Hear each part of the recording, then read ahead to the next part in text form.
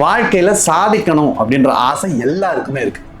எல்லாருமே தலைமை பதவியை பெறணும்ன்ற ஆசை இருக்கு. ஒரு கட்சி எடுத்துக்கிட்டா நான் தலைவராக ஆசைப்படுறோம். ஒரு அலுவலகத்தை எடுத்துக்கிட்டா நான் தான் அந்த கம்பெனியோட சிஇஓ ஆகணும்னு ஆசைப்படுறேன். இன்னும் எடுத்துக்கிட்டா ஒரு பிசினஸ் எடுத்துங்க, ஒரு தொழில்னா அந்த தொழில நான் தான் முதல் ஆளாகணும்னு ஆசைப்படுறேன். இந்த ஆசை எல்லாருக்குமே இருக்கு, அதுல தவறே கிடையாது. ஏன்னா நம்முடைய முன்னேற்றம், நம்முடைய வளர்ச்சி தான் நமக்கு முக்கியம். ஆனா ஒரு சிலரால சாதிக்க முடியுது, ஒரு சிலரால் சாதிக்க முடியல. அதுக்கான காரணம் என்னன்னு பாத்தீங்கன்னா அவர்களுக்கு இருக்கக்கூடிய பண்புகள் தான். அந்த பண்புகள், அந்த தலைமை பண்புகளை வளர்த்துக்கிட்டா நம்மளாலே முன்னேற முடியும். அப்படிப்பட்ட ஒரு கதையை தான் இன்னைக்கு பார்க்கிறோம். ஒரு ஆலமரத்தடி, அதுல ஒரு கிழவர் உட்காந்துக்கிட்டு இருக்காரு. அவருக்கு கண்ணு தெரியாது.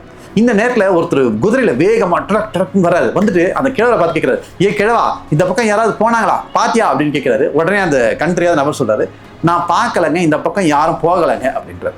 உடனே அடுத்து ஒரு அரை மணி நேரத்துல இன்னொரு குதிரை வண்டி சத்தம் கேட்குது. டடக் டடக் வந்து அவர் கேட்கிறாரு, ஐயா இந்த பக்கம் யாராவது போனாங்களா பாத்தீங்களா அப்படின்னு கேட்கிறாரு.